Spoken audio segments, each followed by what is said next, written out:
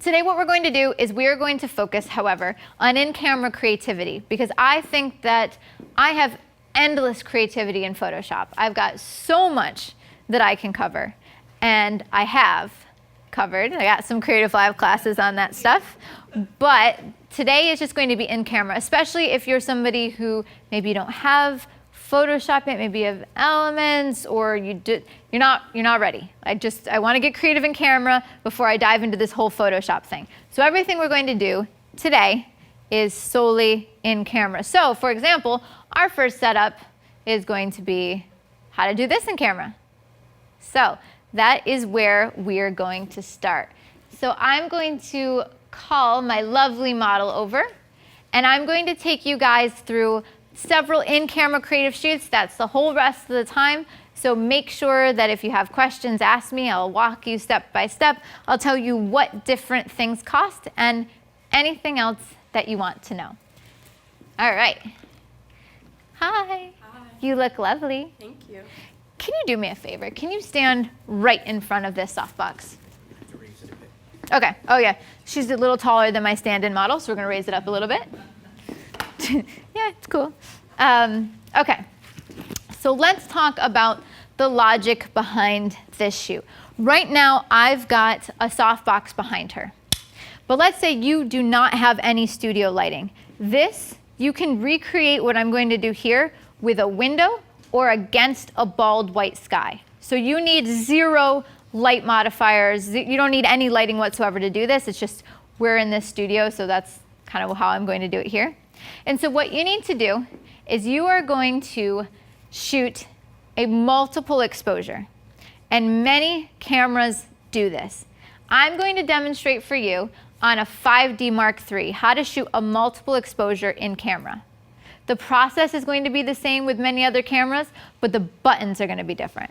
So you're going to want to look that up, but it does exist. I know that like most Nikon cameras have it, many of the Canon ones do, so I'm going to put that on you, but we're going to talk concept, and I will show you my buttons, especially since the 5D Mark III is so popular. Okay, so here's what you need to do. First of all, you need to experiment, because everything does something different. If you overexpose the first shot and underexpose the second, and if you overexpose and you try this, so don't just copy what I do. Like, go test things out, but we're going to start with this. Okay, so what you want to do first for this demonstration is to photograph your subject in silhouette. So that would be window, that could be the bald sky, or it could be a softbox. And in this case, for how I'm going to demo it, I'm going to use the softbox, but treat it like a window. So I'm just going to shoot with manual or aperture priority just to create a silhouette of my subject. So we're going to start there. And I'm shooting with the 5D Mark III, and I think I'm going to shoot with, oh, camera over here. I think I'm going to shoot with an 85 on first, and I will walk you through this. So if I shoot her straight on right now, I'm not making use of the silhouette. It will just be a blob of head. It's a beautiful blob of a head, but it would just be a blob of a head. So what I'm going to do is I'm going to have you turn to your left. Oh, well, okay, accurate, okay? It happens sometimes. Actually, so the reason I'm going to have her turn the other way is because the lights here will actually mess me up, so I will have you turn that way. And I'm going to have you step a little bit closer to that softbox. So I can either shoot her in complete silhouette or with a little bit of light on her face. Here's how you can do this, or here's how you can decide. Right now, I'm not sure if the cameras can catch it, but the way she's positioned, a little bit of that softbox light kicks over onto her face, and it wraps around a little bit. The closer I push her up to the softbox, the light will wrap around a little bit more. And then also, and think of this with the window too, if you're using a window example, can I have you take one step back? But like towards them back. Cool. When she does that, it's putting more of the softbox or window in front of her to wrap around, so more of the light will wrap around her face. Can I step you up this way? If I step her up this way, it's going to have no light wrap around and just be a silhouette. So think of that actually window light isn't just window light. Where you place your subject makes a difference. How far they are and what side of the window they stand on. So I'm going to take a shot right around here. And I'm going to test. I want this to be just a silhouette. So let's test this out here. A little closer. You have a beautiful profile. Okay. And I am shooting with a live view tether that'll pop it up there. So we got to see. That's probably pretty close to what I want. So imagine that with a window, and ideally you don't do it in a brightly lit room, because if you have it in a brightly lit room, if there's a window over here, it's going to light her. You actually need to have some shadow, so you need to have a little bit of silhouette. So that works pretty good. Let me just take a couple photos for this demo. So let me take one more. Great, and can you take one step back? Good, perfect. Okay, so these silhouettes will all work great. This is my base image. This is what I am starting with. And then I'm going to multiple exposure onto it. Now, what I thought you used to have to do is I thought that you'd have to take the photo and then immediately the second one that's going to mix with it. But thankfully, our cameras are set, so I could do a whole session with her in silhouette a ton of different ways, and then go on a walk in the park and then shoot to composite on those. And I can do one image at a time, and I can pick out, okay, I want this tree line to be on this silhouette. And then I can go, ooh, I want these flowers to line up with this silhouette. So what you'll do is you'll shoot a series of silhouetted images. As many as you want, try different compositions. So that's where you're going to start.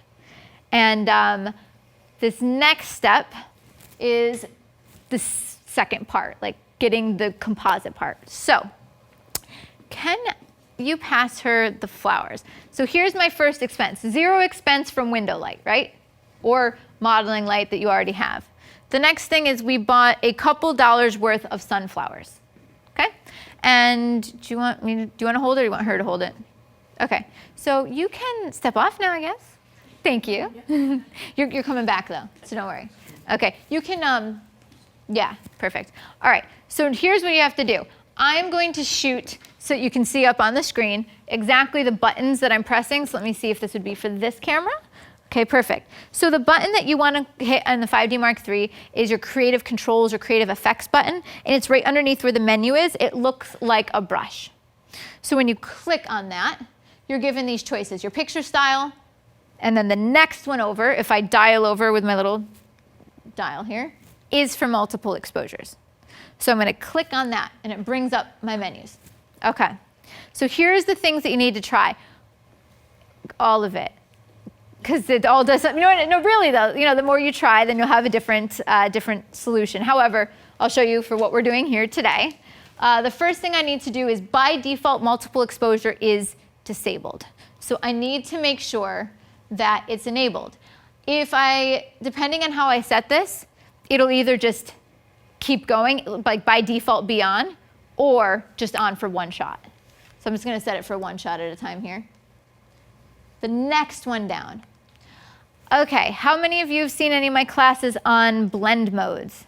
Okay, a couple things on blend modes. So you have lighten and darken blend modes, and you have multiply and things like that.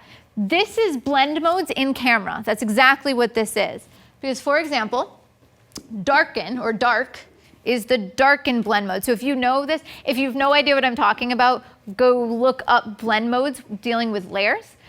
And just to give you an example, if you have two layers and you put one on top of the other and you change the blend mode of the top one to darken, anywhere that top layer is darker than the layer below it, that's where you're going to see it. So like if there was a white sky and then you had trees on the top, the trees will show up in the white sky.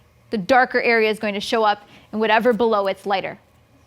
So it's the same thing here. So in other words, it takes practice to kind of train your mind saying, okay, so I made this darker. So and then in this next shot, if it's done darker, what else would I put here and how would it get dark? It's a practice thing. But way back when, I used to shoot lots of multiple exposures in camera. My first camera that I had for doing that was a Canon Rebel 2000. I shot E100 VS slide film, and I would shoot a lot of multiple exposures. And what's closest to that is the additive mode. So if you've ever had that experience, try additive. So that's what we're going to do right now. Okay, you can pick how many exposures. I mean, you can do a ton of them, you know. So you can do up to 9. I just need 2 for this.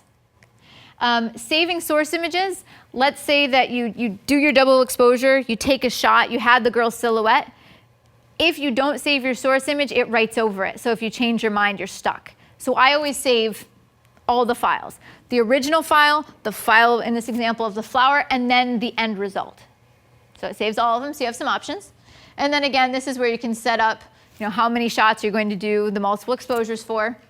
And here's the part where you select the image for the multiple exposure. This is where you select your base. So I'm going to hit set, and I'm going to find the photo that I want. Let's say it's that one. Okay? I love her profile. Oh my gosh, that's such a beautiful profile. Okay, beautiful. So then I hit set, and it says OK.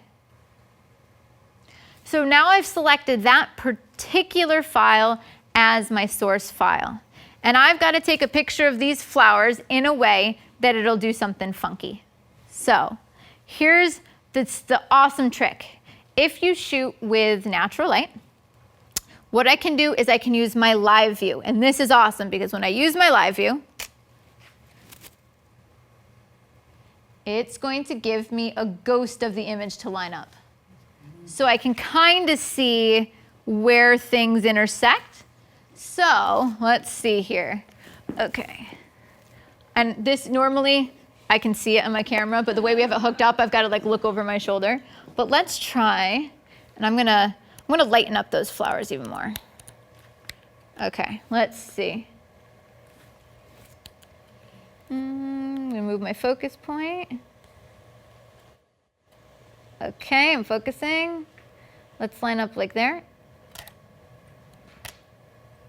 Let's see how it worked. And I'm gonna have to adjust exposures and stuff. Okay, so you see there where I have like the ghost of her exposure there. I can darken it down a little bit. Let's try another one a little darker, and I'm gonna overlap it a little bit further to the left.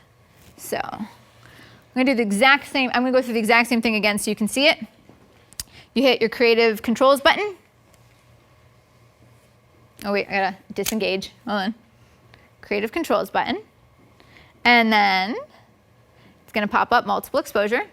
I want to enable it. I'm just doing one image at a time this time. Additive's good, perfect. I'm gonna select my shot. And this time maybe I want this one. I'm gonna hit OK, select it. I'm going to turn on my live view. I'm gonna make the shot a little darker this time.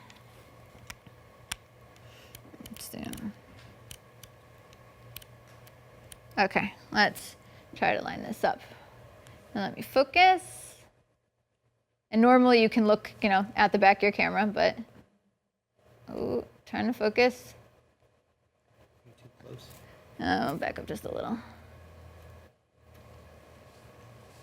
I think I got it. There we go.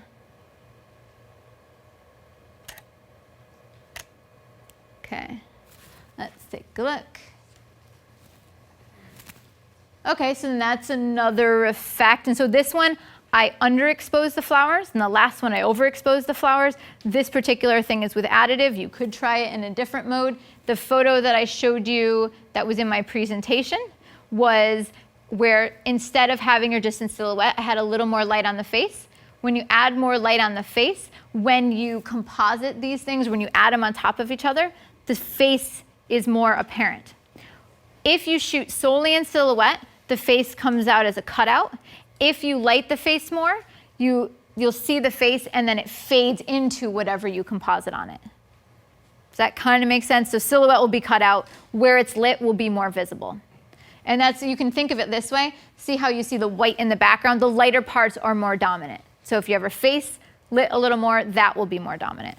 So I'm gonna try one more of those and then wrap that up and do questions. Let me just lighten this up just a little. Perfect, okay, last time. Creative camera controls, multiple exposure, enable it. 2 shots, great, select my image. And I think I wanna select that one again. And I'm just going to lighten it up a little bit more. Okay. Engaging live view. Okay, cool. Let's go right. A little close. One more step back.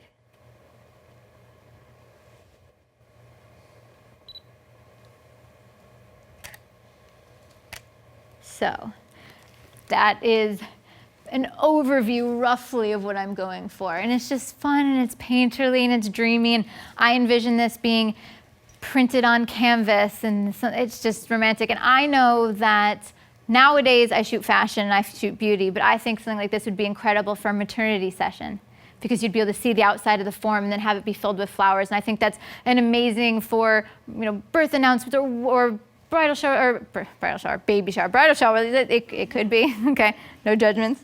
But anyway, I think it would be absolutely beautiful, and that's all in camera. So, yes. Just, and let me know if you have any questions in here, but just to remind people, I had some people asking, can you do it on this camera? Can you do it on that camera? What's your advice? You can do it. You have to look at your Exactly. camera manual, or just look up your camera name and then search multiple exposure. Thank you. Tons of them do it. I Great. think pretty much most Nikons do it, and I think they do even more than 9. I think they do even more than that. Like, 10, oh, one more. Okay, so you beat us by 1. All right, fine. I'll let you have it. We have one question back here. Great. Yeah. Yeah. Hi, Lindsay. Hi. Question in terms of telling a story. From my experience, if you're trying to submit for publication, a lot of the times the magazines say, make sure that the images tell a story. So where does that fall into your creative process, and do you find that important as well? Totally. So I actually have 2 perfect examples. I did a story like this, actually, as a story for a magazine. And it was done in post. Instead of shooting the multiple exposures in camera, I did it with blend modes in post. And so for that story, they don't really mean narrative. They really mean that it has to have cohesion. So if you want to shoot for a magazine, usually a fashion editorial is a minimum, or beauty, is a minimum of 5 looks, all based on a theme. So if it's beauty, you've got to change the hair 5 times, or the makeup 5 times. But it's all got to have a theme of like wet. Okay, so it's all got to be wet, but like in this one, the wet's across her face with the hair like this. And the other one, it's, you know, it's a different pattern or whatever. So story is like, it's really loose. It just means usually the same model, similar lighting patterns, and then the same feel to them. And when I shoot, I love when a magazine has a theme because it gives me those words, and then I write down all of my other words and I connect to the random dots and I put things together. So I think that actually boundaries make me more creative, because when I have no boundaries, I don't know where to go. And we'll talk about that at the very end of all this. I have my 5 tips for fostering creativity is at the end of both of these sections. Cool. Let's keep moving. All right. I'm going to use it on this one Okay. as well. Okay.